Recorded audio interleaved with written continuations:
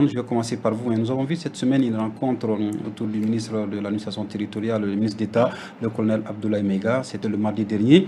Concernant justement un possible réajustement du chronogramme des élections.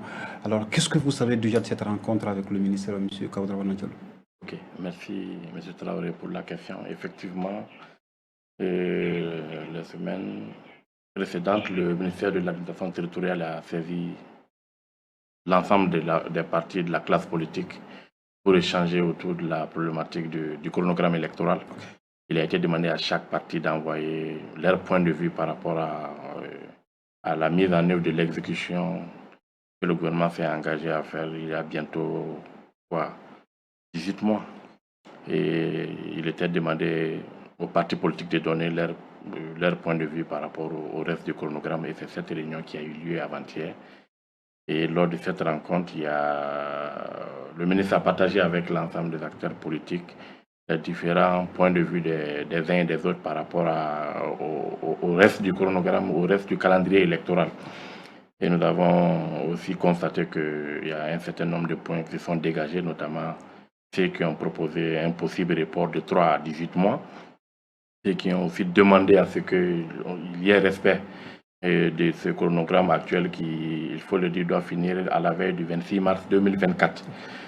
Et pour mon parti, le PACP, nous avions été de ceux qui ont demandé que vraiment après 2 reports, qu'il était important vraiment que nous fassions tout pour respecter ce dernier calendrier-là pour lequel nous sommes engagés devant non seulement nos compatriotes mais devant la communauté internationale. Donc de tout faire, le reste du chronogramme électoral qui est là, il faut l'alléger et aller vraiment à l'essentiel pour vraiment consacrer les retours à l'ordre constitutionnel.